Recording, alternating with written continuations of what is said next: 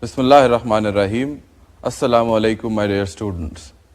Now, before I start today's lecture, I want to clarify 2 points. The first is that some of the concepts that we are dealing with in these lectures nowadays are quite tough. They are quite complicated. And I do not expect you to fully grasp these concepts by just listening to the lecture once. It might be that you have to go home, open the lecture handouts, spend some time on them, go through the textbook, then come back and review the lecture again in order to ensure that the concept fully sinks in. That's one point. The second point is that the amount of time, the number of hours that I spend on any topic is no guide to how much weightage that topic will get in the exams. So if I spend 3 lectures on elasticity and 3 on demand, supply and equilibrium, it does not mean that in an exam paper which has 45 equally marked questions, then 6 of those will be on those topics. No. It's quite possible that the next 2 lectures, for example, on fiscal policy and monetary policy, will have the same weight as those 6 lectures. And the argument for this is very simple. When you're starting out a new course, you need to spend some time building the foundations. But once the foundations are in place, it's possible for the instructor to go faster. And that's exactly what I did in micro, and that's what I'm doing in macro. So my friends, let's get back to where we left our previous lecture. And that was the relationships between the 4 issues that we've talked about so far: unemployment, inflation, balance of payments problems, and growth. Now, in our previous lecture, we looked at one possible method by which we could look at the relationships between these 4 issues, and that was the trade cycle. A trade cycle has periods of boom and recession. In periods of boom, unemployment is low, growth is high, but often inflation is high and balance of payments is in deficit. Whereas in times of recession, unemployment is high, growth is low, but inflation might be low and the balance of payments might be in surplus. So we discussed that in our previous lecture, and that gave rise to the policymaker's trade-off, the difficulty that he has in choosing where to stop injecting demand when the economy is in recession and where to stop contracting demand when the economy is in booms. The next approach by which we can analyze the relationships between these issues is to look at two-way relationships between these 4 issues or the 4 problems. We can come up with a total of 6 bilateral relationships, so to speak, between these 4 variables. The one relationship that's not shown here is the relationship between inflation and unemployment, which was captured through the Phillips curve, and I think we discussed that in sufficient detail for us to be able to skip that and move to the other 5. So let's start with the relationship between growth and inflation. Now, whether economic growth leads to higher inflation depends on whether the increase in output or the increase in income is happening because of an increase in demand, or whether it is being led by an increase in supply. That is, if the aggregate demand curve shifts to the right, that will cause an increase in prices. That is, the increase in output will be associated with an increase in the inflation rate as well. Whereas if the increase in output is because of a rightward shift or a downward shift in the aggregate supply curve, then prices might well fall. So the relationship between growth and inflation depends on whether the increase in output is being driven by supply side changes or demand side changes. The relationship, the reverse relationship between inflation and growth, we touched upon it earlier, and we said that inflation increases the uncertainty that the business sector operates in, and uncertainty reduces the investment demand of firms, and that in turn can affect growth negatively. So those are the 2 relationships, causal relationships, that are possible between growth and inflation. There might be others, but these are the 2 main relationships that come to my mind. We then have the relationship between growth and unemployment. Now, higher growth does not necessarily mean higher employment in the economy. Fine, if growth happens in a way that it absorbs more labor, then certainly higher growth will be associated with lower unemployment. But it is quite possible for an economy to grow very fast because of new capital intensive technologies. But if the new technology is capital intensive, then many of the laborers who were earlier working in factories would be fired, would not be needed anymore. And therefore it is possible for the economy as a whole to be growing very fast, but large segments of the labor force being unemployed. Also, the income distribution of growth would determine whether the growth is equitably distributed across the whole of the population or whether it is concentrated in a few hands. The reverse relationship between unemployment and growth is almost always negative. If there is large or high unemployment within an economy, then that certainly negatively affects growth, because when there are a lot of unemployed people, it leads to social unrest, it leads to individual frustrations, it can lead to violence, increase in vandalism, and all of these can create law and order problems which can then negatively affect growth. Now, the relationship between growth and balance of payments problems, and we'll think of balance of payments problems mostly in the context of current account deficits. That is, the relationship between growth and current account deficits depends on how the growth is being generated. If the growth is being generated by increases in consumption or investment or government purchases, then these are likely to worsen the current account, because as incomes in the economy increases, then the increase in demand will partly fall on imports, and this will cause the current account deficit or the trade deficit to worsen. However, if the growth is being led by export growth, and this is what happened in many East Asian countries, then it is possible for the X minus M thing to be driving the increase in aggregate demand. So that is, aggregate demand in this case is associated with an improvement in the current account balance, not a deterioration therein. So it depends on whether growth is export led or whether it is due to the increase in consumption, local consumption, investment, and government spending. Now, the reverse relationship between a balance of payments or current account deficit and growth depends on what the current account deficit is being generated by. Is it being generated by a private sector resource deficit, that is I minus S, or is it being generated by a government budget deficit, that is G minus T? If it's a private sector resource deficit, that means that the private sector is borrowing abroad to finance investment, and that investment will generate future growth. So in this case, a current account deficit might be a good sign, that is, it is encouraging growth in the future. However, if it's the government budget deficit which is driving the current account deficit, or it's the consumers spending more or out of their abilities, then it might be that the current account deficit would lead to lower growth in the future and might be something to worry about. The next relationship is the relationship between current account deficits or balance of payments deficits and unemployment. Well, if a country is running a balance of payments deficit, it means, or a current account deficit, it means it's importing more than it's exporting. Now, if it's importing more, that means that the demand for foreign goods is high. Now, if this is the case in any economy, then it means that if the demand is shifting to foreign goods from local goods, some of the firms which are producing the local goods will go out of business. They will not be able to run profitably. And since they will not be able to run profitably, they will lay off workers, and therefore unemployment can be high. So if a balance of payments deficit means that imports are increasing at the expense of local goods, then it could lead to layoffs in the economy. That is, many people could be unemployed which were initially involved in the production of local goods that consumers were consuming.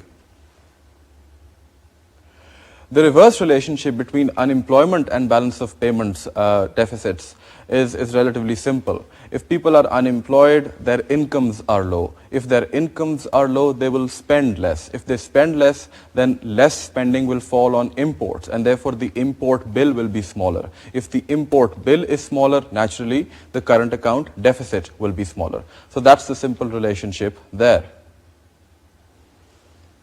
Now, the last of these relationships between balance of payments deficit and inflation is the most complicated one. Now, when the direction of causality is from balance of payments deficit to inflation, then we need to distinguish between two cases. That is when the exchange rate is fixed and when it is floating. If the exchange rate is fixed, then a higher balance of payments deficit, which means that there is more money going out than money is coming in, means that your local money supply will be contracting. When your local money supply is contracting, then given the quantity theory of money, inflation or prices will fall. So that's the case when the exchange rate is fixed. If the exchange rate is floating, however, if there is a balance of payments deficit, then this means that there will be pressure on the exchange rate to depreciate. So when the exchange rate depreciates, what happens to the price of imports? If you remember our discussion on the J curve, and when I talked about the price effect of a devaluation or a depreciation on the import bill, then the import bill will become higher. That is, imports will become more expensive. And these higher import prices will feed into local prices to push inflation up. So that's the relationship between balance of payments deficit and inflation. When we are discussing the reverse relationship, we need to again invoke two different concepts. One is the concept which related to the real exchange rate. If our local prices are rising and they are rising faster than foreign prices, then our competitiveness is falling, right? And when our competitiveness falls, this means our goods become more expensive abroad. They will be purchased less by foreign consumers, and therefore our exports will fall and our imports will rise. And this will lead to a balance of payments deficit or a current account deficit. There is another effect which might work through the capital account, and that is if inflation goes up, then the real, that is price adjusted return that people will get on holding their money in the local economy, that is in investing in local assets, in bank accounts or somewhere else, that return will fall relative to the exchange rate depreciation adjusted foreign return. That is, ID will become less than IF plus delta exchange rate expected depreciation. And if that happens, then that can cause a capital account outflow. So if there is higher inflation, it can cause a capital account outflow because the real return on investing in local assets falls. And this will also exacerbate the balance of payments problem. So my friends, we've discussed the trade cycle, we've discussed these direct bilateral relationships. Let's now look at a third and very powerful approach to discussing the relationship between some of these issues and what policy advice in terms of whether the government should inject more demand in the economy or deflate the economy comes out very nicely from the diagram that we will study, and this is called the Salter-Swan Diagram. It's a diagram which talks about internal balance and external balance in an economy. Internal balance is a situation where the aggregate demand is equal to aggregate supply in the economy, where unemployment is zero, where the demand just is enough to meet the supply. Whereas external balance is all those points at which the balance of payments is in equilibrium. That is, your current account it just balances. You don't run a current account deficit or a current account surplus. Let's look at how we can draw the curves for internal and external balance in the space of exchange rate on the vertical axis and government spending on the horizontal axis. And let's see what implications that has for policy and how a country might be situated within that context. So let's go to our first slide for today. Now, as you can see, my friends, you have the exchange rate on the vertical axis, or the real exchange rate on the vertical axis, and absorption or the amount of injection in terms of demand that the government is making on the horizontal axis. So you could call it absorption, that's a common term used, or you can also think of it in terms of government purchases or the negative of taxes. Now, as you can see, the internal balance line at which the economy is in equilibrium internally, that is aggregate demand is equal to aggregate supply, is a downward sloping line. That is, the relationship between the exchange rate and the government spending is inverse. And it can be conceptualized as follows. That is, as the exchange rate moves higher, then you can see that exports minus imports will be higher. That is, as the real exchange rate depreciates, our exports will become more competitive, therefore our current account will improve. But as the current account improves, that will push aggregate demand, that is C plus I plus G plus NX, to go up. And therefore, other components of aggregate demand like government spending will need to fall in order to make sure that aggregate demand equals to aggregate supply. Therefore, the internal balance line is downward sloping. When the exchange rate is at a very depreciated level, that is consistent with the low level of government spending. When the exchange rate is at an appreciated level, then that can permit a larger government spending in order to inject demand into the economy. Now let's look at the external balance line. The external balance line can be conceptualized as the set of points where the current account is in equilibrium. That is, there is neither a deficit nor a surplus.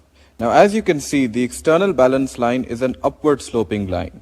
That is, as the level of government spending increases, a higher real exchange rate or a more depreciated level of the exchange rate is required for external balance. Why is this the case?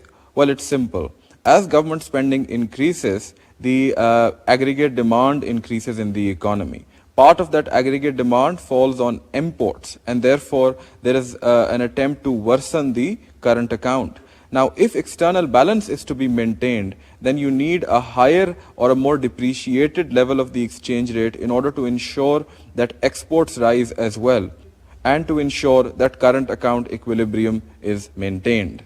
The equilibrium point, that is where both external and internal balance are struck, happens at point E, which is at the intersection of the external balance line and the internal balance line. However, it is possible for any economy to be not at point E, and it could fall in any of the four quadrants that are shown here. Now let's take a look at what the four quadrants are. Well, any point in quadrant 1 you can see is to the right of the internal balance line. What does this mean? This means that at any level of the exchange rate, the government spending is higher than what it should be. That is, that there is excess aggregate demand in the economy. What does that imply for inflation? Yes, there will be inflation in quadrant 1. Now, what about the current account? Well, it's obvious that at any given level of government spending, the exchange rate in quadrant 1 is higher than the exchange rate required for external balance, right? Therefore, what happens when the exchange rate is more depreciated than is required for a current account that is equal to 0? Yes, there will be a current account surplus because you will be exporting more than you will be importing. Therefore, in quadrant 1, the economy will experience inflation and a current account surplus. Similarly, you can look at how the other combinations are obtained.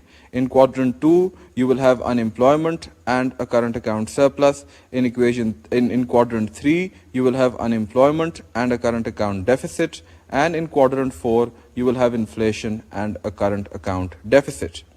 Now, most developing countries find themselves in quadrants 3 or 4. That is, either they have inflation and current account deficits, or they have unemployment and current account deficits. The policy prescription, if you are in quadrant 4, is very simple. You need to find a way to get onto the external balance line or the line that is closest to you. So one such policy prescription, if you are at point B, is to try to move to something like B prime, and then from there you will automatically move to E. How can you move to B prime from B? You can, yes, depreciate the exchange rate or devalue the exchange rate, and you can reduce the government expenditure. And then you will move to B prime and from there to E. By contrast, if the economy is at point A, that is in quadrant 3, then the shortest possible distance to the internal balance line or the line nearest it is A prime, right? What does it need to do in order to get to A prime? Yes, it again needs to devalue its exchange rate, and it needs to increase its government spending. Earlier we decreased government spending, but now we increase government spending. And this will take us to E from A prime. So my friends, with that, we conclude our discussion on the relationships between these four problems. Now we've covered a lot of ground in the last, half hour combined that we've spent on this. but it's quite important that you absorb whatever has been thrown at you. The Salter-Swan diagram is an extremely powerful representation. So go back and look at it whenever you get time to, and try to understand how the different quadrants are formed and what the optimal policy prescription is for any economy which finds itself in a certain quadrant and not at point E. Now, with the discussion of the relationships of the four problems on the side, we can now move to the main topic for today's lecture, which is fiscal policy. What is fiscal policy? Well, it's simply defined here. It's the government's decisions about taxes and spending. Taxes, as you know, we represented by the alphabet T, and spending we represented as government spending on the purchase of goods and services, and we denoted it by G. So it's the relationship between G and T, and whether the government wants G to be equal to T, in which case there is a balanced budget, that is, there is no deficit, or if the government wants G to be greater than T, in which case there will be a budget or fiscal deficit because your spending is higher than your tax revenues, or if the government wishes G to be less than T, in which case the government will be running a fiscal surplus, that is a budget surplus, that is you are getting more in tax revenues than what you are spending. So fiscal policy is about the relationship between government spending and taxation. Now, we've been talking about government spending in the context of aggregate demand injections and the determination of equilibrium in a Keynesian setup. But we have not talked about taxation or government taxation in as much detail. We talked about this in our microeconomics part of the course, but not quite in the context of macroeconomics. But in order to do that, we first need to revisit the question of what happens when the government imposes a tax. That is, are there any principles that guide a government's decision to tax? Well, one answer could be that the government needs to tax because it needs to run on something. If it doesn't tax, if it does not receive revenues, how will it survive? How will it pay salaries? So it needs taxes to survive. But what we need to get to the bottom of is whether there are some principles that guide the government in its decision to tax.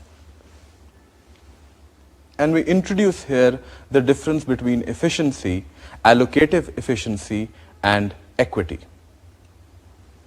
Now, it is often argued that when a government imposes a tax, it violates the allocative efficiency in the economy. That is, it is not in the interests of the optimal allocation of resources in the economy. However, a tax can be more equitable. That is, it can improve the distribution of income in the economy. So you could have an income tax which taxes the rich more than the poor and therefore redistributes or helps redistribute income or wealth from the rich to the poor. But this trade-off between efficiency and equity needs to be balanced. And in order to do that, in order to understand where the balance should be struck, we need to develop a better understanding of these terms, efficiency and equity. Let's talk a little bit about efficiency, but because we haven't talked about it that much. Well, efficiency is very closely connected to a concept called Pareto efficiency. And Pareto efficiency simply can be defined as follows. A particular allocation or a particular point of distribution, or the way the number of goods and services, or a particular combination of goods and services that is produced, can be said to be Pareto efficient if it is not possible to move to another allocation or another combination which makes some people better off but nobody worse off. If it is possible to move to an allocation where some people are better off but nobody is worse off, then that new allocation will become Pareto efficient. This allocation is not Pareto efficient. So Pareto efficiency is a state from which there is no improvement is possible. So if we think about in the context of the production possibilities frontier, points on the production possibilities frontier are Pareto efficient points. It's not possible to increase the quantity of goods, to increase the quantity of one good to increase without decreasing the quantity of the other good. right? So if you want to increase the quantity or the quantity produced of one good, you have to decrease the quantity produced of the other good. It's not possible to increase the quantities of both goods. However, if you were inside the production possibilities frontier, that is, if you were in an inefficient region, if you remember we called it inefficient because the full resources of the economy were not being utilized, then it was possible to move to a point on the PPF where higher quantities of both the good on the vertical axis and the good on the horizontal axis could be produced. So this is the concept of Pareto efficiency. Now the argument that some economists, free market economists, present is that when the economy has a state in which there is perfect competition, when firms are perfectly competing against one another, the conditions of perfect competition are met. That is when price is equal to marginal cost, where price is simply equal to marginal benefit, so that marginal benefit is equal to marginal cost. Then the economy achieves a state of Pareto efficiency. That is, the allocation of resources and the combination of goods and services that is being produced is the optimal or the Pareto efficient point. You cannot improve upon that allocation, you can only make it worse. Therefore, when the government imposes a tax, the argument is that there is a reduction in welfare. That is, the society as a whole suffers because the new allocation cannot be better than the old allocation, or the new level of welfare in the economy cannot be as much as what it was when the market was allowed to operate perfectly and without check. Let's illustrate whether a tax causes a welfare reduction and whether, in the terms of economists, it is indeed distortionary. Distortionary is something कि जो खराब करती है किसी चीज को. So if a tax, when you say a tax is distortionary, it means that it introduces some bads in society or in the economy which are not considered good by economists. Let's look at a graph to illustrate the welfare loss of a tax. Now, in order to see if a tax does indeed cause distortions and causes a welfare loss to society, we can plot a simple demand-supply diagram for any individual good. So we could talk about the market for bananas, the market for cigarettes, the market for films, or whatever, right? Let's take any good. And let's say the government imposes a tax, a fixed tax per unit on the good, that is on the production of the good. That would cause the supply curve for the good to rise from or to shift upwards from S1 to S2. And it will shift upwards by the amount of the per unit tax. And we assume that that is fixed at LH, the height LH. Now what happens to equilibrium? Well, the earlier equilibrium was at E1, where S1 and D intersected, and the equilibrium price and quantity were P1 and Q1 respectively. Now the economy moves to equilibrium point E2, where the quantity is Q2 and the price is P2. Now consider the position at E1, that is when you have P1 and Q1 as the equilibrium price and quantity. What is the consumer and producer surplus at E1? Well, the consumer surplus is simply all the points above the line P1, E1 and under the demand curve. It can be represented by the area KE1P1, the area of this triangle. Now what is the producer surplus in this case? The producer surplus is simply all the area above the supply or marginal cost curve. As you know, the supply curve is equal to the marginal cost curve when there is perfect competition. And the area above that and below the P1, E1 line. And this area can be represented by the triangle P1, E1H. Now the total of the consumer and producer surplus is given by the big triangle KE1H, right? And that's how welfare is distributed in the economy. That's the total welfare to society of the equilibrium point E1. Now let's consider what happens to welfare when we are at point E2, that is after the imposition of the tax LH. Well, at point E2, the consumer surplus now becomes KE2P2, that is, it has shrunk, and this is because the price is now higher. The price is now P2. Whereas the producer surplus shrinks to P2E2L, right? Again, this is the area between the new price line P2E2 and the new supply curve S2. However, this is not all. There is also the government tax revenue which is generated when a tax is imposed. What is the government tax revenue in this case? That is simply the size of the tax, which is P2X, multiplied by the quantity of goods sold, that is Q2. Therefore, the rectangle P2E2FX, which is equivalent in area to the parallelogram LE2FH, represents the government revenue or the surplus that accrues to the government revenue, to the government. Now, if you add these three surpluses at point E2, then you will get a total of KE2FH.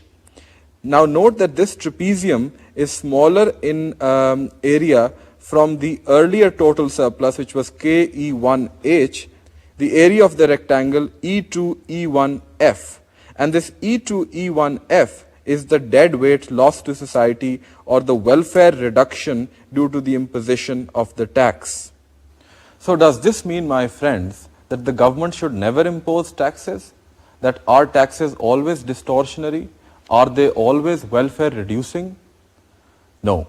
The answer is that there are three possible cases in which it might be optimal to impose a tax. Let's discuss what they are. The first is what we already discussed in microeconomics, is when there are market failures, that is, externalities exist which are not incorporated in the marginal private benefit and marginal private cost curves. And if that happens, then the government might consider imposing a tax which ensures that the marginal social cost equals the marginal social benefit. Note that that is the condition for optimal production in the economy. That's the optimal allocation point, where MSC equals MSB. So that's one case. The other case is when the government knows that it is welfare reducing, that is, the tax will be distortionary, but it wants to act in the interests of equity. And this is what we were discussing earlier. That is, it knows that by imposing the tax, it will reduce total output, it will reduce total production, but it will be happy with that because that total output will now be more equitably or equally distributed. So the case of the income tax or a progressive income tax, where you tax the rich people more than the poor people and then redistribute the income to the poor people, is a case of where the government might decide that the equity or equitable distribution of wealth or income benefits of the tax outweigh the efficiency costs or the allocative efficiency costs of the tax. The third case is slightly more complicated, and it relates to the theory of the second best.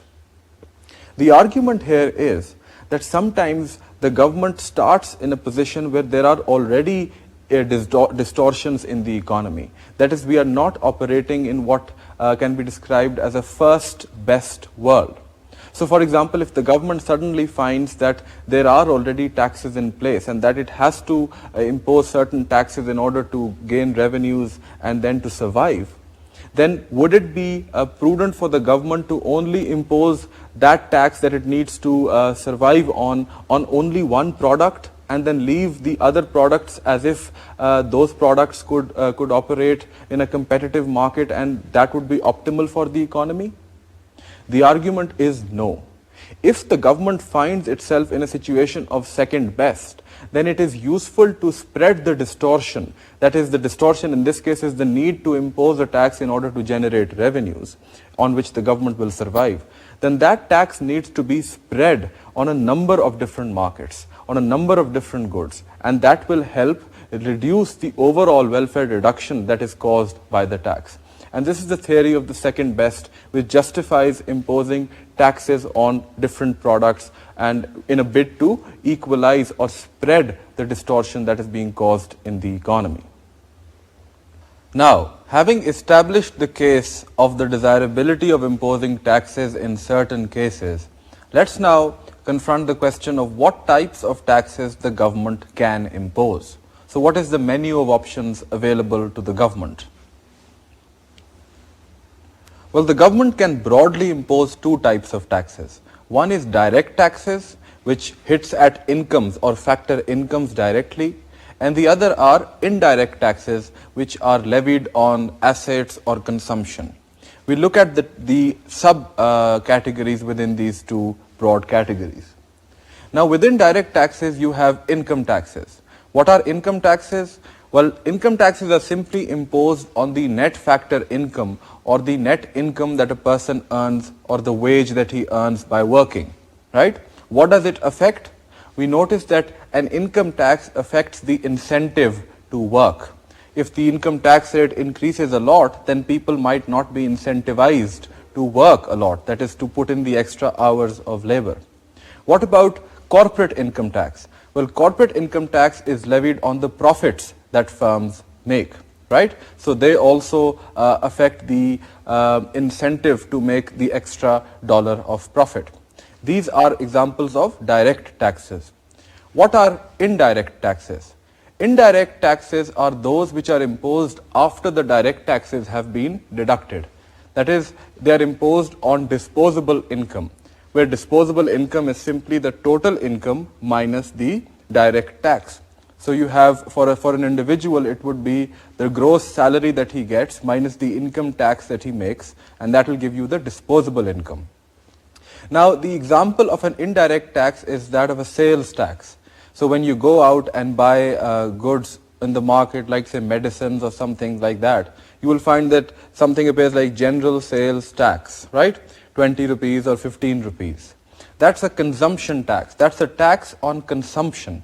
So this affects the decision of consumers between whether to consume or whether to save. That is, now they're talking about the disposable income, whether to consume the disposable income or whether to save their disposable income. A higher consumption tax or a higher rate of indirect taxes will cause consumers to save more and consume less because it's a tax on consumption. Now, there are other examples of indirect taxes, for example, trade taxes or tariffs. So tariffs are like consumption taxes, but they are levied on imports that are coming in from abroad. But they work in exactly the same way as a sales tax does. There is also a category shown here which is called value-added tax, which is a complicated form of the sales tax, but it's also an indirect tax and a type of consumption tax. When you say consumption tax, it means that the incidence of taxation or the burden of taxation is entirely on the consumer. You can also have wealth taxes. Wealth taxes are imposed on the total wealth or property or assets that an individual holds, right? So you can have taxes which are imposed on ownership of land, of ownership of houses, and sometimes these tax rates can be quite high. And these are again encouraged, or these are imposed to encourage the distribution encourage a more equitable distribution of income, that is a redistribution from the rich people to the poorer people.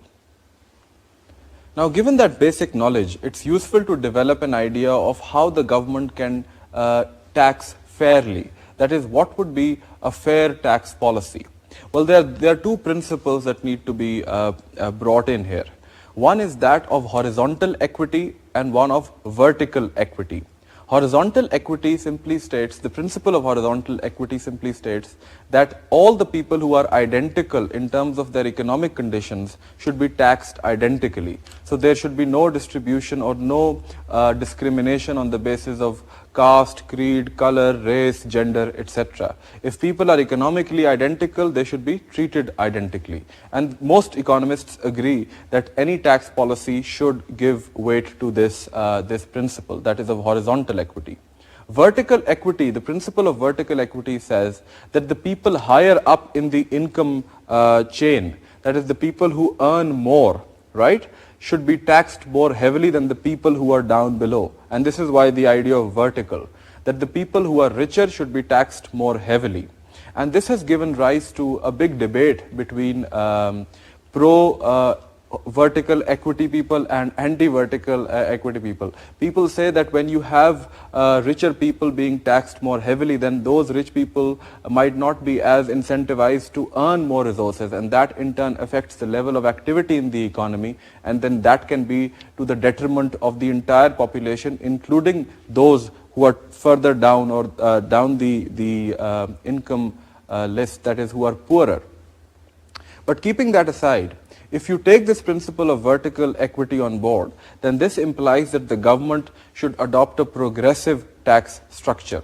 What is a progressive tax structure?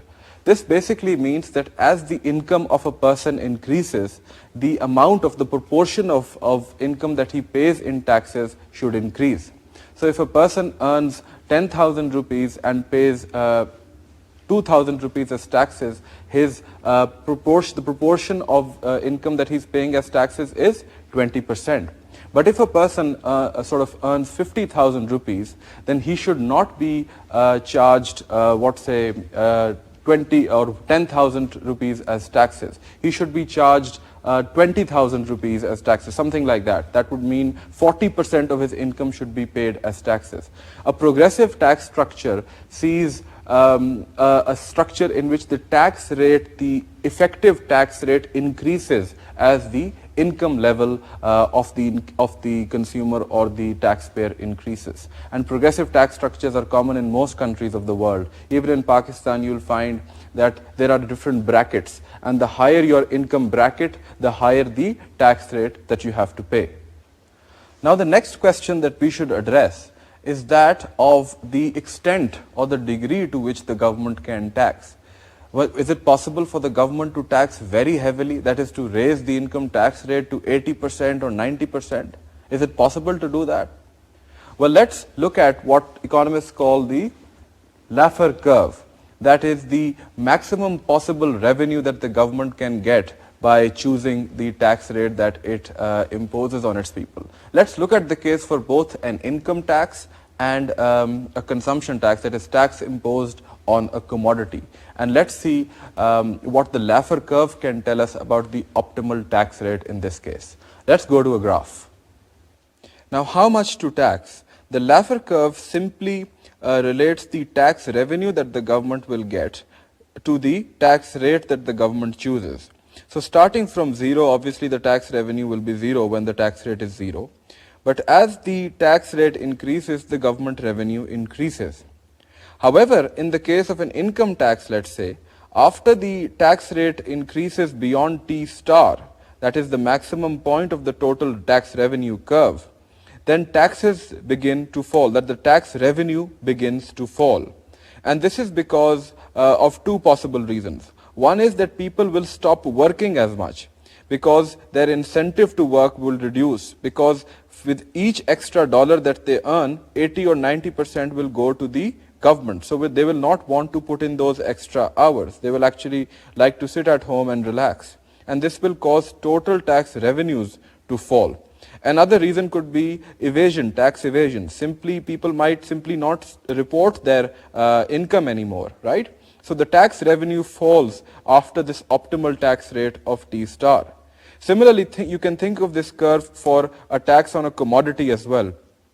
If the government imposes a very high tax on a commodity, then producers will stop producing that commodity because the commodity will become so expensive for consumers that consumers will not buy it. And therefore, the incentive to produce will finish. And therefore, the tax revenue obtained from the tax imposed on that commodity will reduce after the tax rate point T star. So the Laffer curve, my friends, in a way just reinforces the diminishing returns principle that we introduced in our microeconomics part of the course. That is, there are diminishing returns to everything. So as the tax rate increases, the return to the government of increasing their tax rate falls and falls and falls until it becomes negative. That is, until it becomes 0. So that's the diminishing returns principle as applied to the government deciding what tax rate to charge. Now, given that discussion on taxes and the different types of taxes, that is direct, indirect, VAT, income tax, etc., let's look at a sample of a government budget. That is, what does a government budget look like at the end of the year? Let's look at an actual government budget of the United Kingdom for the year 1999-2000. As you know, governments operate on fiscal years. So often the fiscal year runs from 1st July to 30th June. Pakistan has the same fiscal year, and many other countries have similar fiscal years. And then government performance over the fiscal year is combined, and then a picture of revenues and spending is consolidated to see if the revenues were greater than spending or less, etc. Note that there are two types of public finance accounts that you can look at. One is an ex ante sense, in which the government is planning for the future. That is, our revenues will be so much, we will spend so much, right? This will be our deficit. This is how we will finance that deficit. That is through debt or borrowing or some other way. And the other is the ex post government accounts, fiscal accounts. That is, once the year has passed and the revenues are known and the expenditures are known and the actual deficit is known, and you know how you financed that deficit. Let's look at a sample of a government budget. That was the UK 1999-2000 budget. Now, as you can see, my friends, you have two big categories in this budget. You have revenues, you have expenditures. Now, within revenues, you have three major categories. You have direct taxes, you have indirect taxes, and you have other taxes. Now, within direct taxes, you have income tax, personal income taxes, you have corporate income tax, and you have social security contributions. These are simply the pension contributions that people make who are working. That is, government employees who contribute towards their pension fund. Then there is the indirect taxes category, which has VAT and sales tax in there. There is excise duties. Excise duties are duties which are imposed on luxury goods. So duty imposed on, let's say, cigars or on very large cars, they would be categorized as excise duties. And then you have wealth taxes in there as well. Then in the other category, you could have trade taxes, although trade taxes are also part of indirect taxes, but often they are reported separately, and it has been done here. So you could have trade taxes, you could have fees that the government collects, let's say license fees and other types of fees, registration fees, business registration fees, etc. Then you could have local government taxes or local government levies, agricultural cess, etc. appearing here as well. Now, the total revenue, as you can see, comes to 349, which is the sum of all the individual items. Now, let's take a look at the expenditure side. On the expenditure or spending side, you have expenditure on goods and services, right? And this would mean purchase of, let's say, syringes, purchase of chairs, paper, stationery, medicines for, let's say, hospitals, then the building of schools in the education sector, the purchase of military equipment. On all these major expenditures are shown, that is, there are health, education, defense categories are shown, and within other you could have the judiciary, police services, and other ministries of the government. So the first kind of expenditure is goods and services, that is spending on the purchase of different goods and services. Then you have factor payments or salary payments, and within that you could have the salaries for government, you could have social security payments, that is payments that are made to people who are unemployed. This is a very important part of payments for developed countries where there is unemployment benefit. Then you also have debt interest, that is interest which is paid on debt, national debt. As you know, national debt is not free. Whenever the government raises debt, it needs to pay some interest on that, and that is also categorized under factor payments. And finally, you have other, in which you could have contingency expenditures, which are incurred in the face of natural calamities or other things, right? And the total of that, you can see, is also 349. So this is an example of a balanced budget, that is, revenues are exactly equal to expenditures. When revenues are equal to expenditures, the deficit is equal to 0. That is, expenditures minus revenues is equal to 0. However, let's look at what would happen if suddenly you had expenditures of not 349 but 389, and this could be, let's say, because of increased contingency expenditure in the other category of expenditures, which goes up from 61 to 101. Now, when you have a situation in which your expenditures are 389 and your revenues are 349, you have a deficit of 40. Now this deficit has to be financed from somewhere. That is, the government needs to get this money that it has overspent. It has, spent 40 more than it received. So it needs to get this 40 from somewhere. So the government can either borrow from local sources or from foreign sources. Here it is assumed that 25 is borrowed from the local sources and 15 is raised from foreign sources. Now when we talk about budget deficits, my friends, note that it is no advantage or no benefit to talk about absolute figures. We need to talk in percentage terms. So usually budget deficits are scaled to GDP, to the size of the GDP. So you'll have, in that case the budget deficit was 40, you would divide it by the total GDP of the UK economy. Similarly, if it was Pakistan's budget deficit, you would scale it to GDP, and usually a budget deficit below 5% is considered acceptable. Something higher than 5% is too high. For developed countries, in fact, the optimal level of the budget deficit is 3% to GDP. Anything higher than that is bad. Now, with that discussion at our back, we can now look at the effect of taxation on equilibrium output in a Keynesian setup. Now we discussed the effect of government spending on equilibrium output in a Keynesian setup, and we saw that when the government spends, let's say, more by 10 billion or 10 rupees or whatever, then the impact on equilibrium output would be 50. That is, the multiplier would be 5. The multiplier is simply 1 over 1 minus MPC, where MPC is simply the marginal propensity to consume. But note that in our earlier discussion, we made a simple assumption, and that was that disposable income is equal to total income. So we abstracted away from the issue of taxes. However, when you have taxes in the economy, then the effect of government spending on total output changes. The multiplier, in a way, the value of the multiplier changes. Let's see how this happens in the context of a simple example. Now, when you have taxes, things become complicated. We have to discriminate between disposable income and total income. Note that the consumption function, that is C is equal to A plus BYD, gives you disposable income. So the marginal propensity to consume is out of YD, not Y.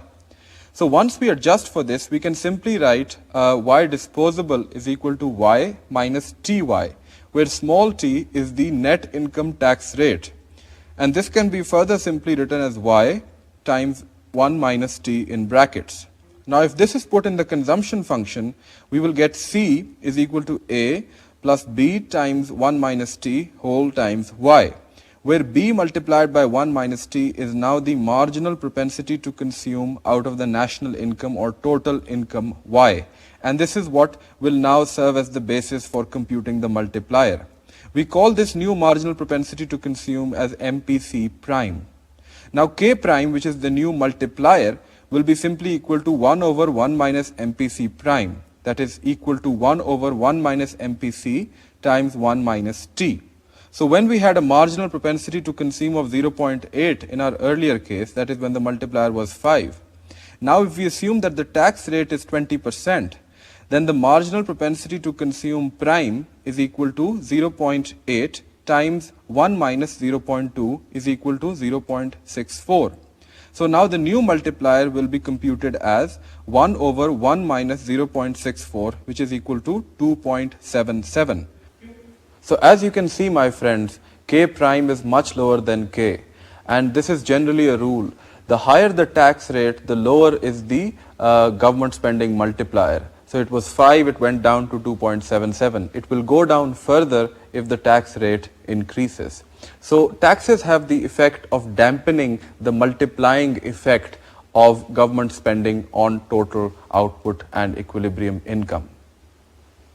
So my friends, with that we come to the end of today's lecture. We've covered a lot of ground again. We started discussion on fiscal policy. We looked at the principles of taxation, equity versus efficiency. We looked at the different types of taxes that the government could impose, direct taxes, indirect taxes. We looked at the sample of a government's budget. And then finally, we looked at how taxes complicate the relationship between an increase in government spending and output determination in a Keynesian setup. Now, we have still a lot of ground to cover within fiscal policy, but hopefully we will complete it or be able to complete it in our next lecture and then start discussion on monetary policy. So till our next lecture, my friends, it's Khuda Hafiz and Assalamu Alaikum.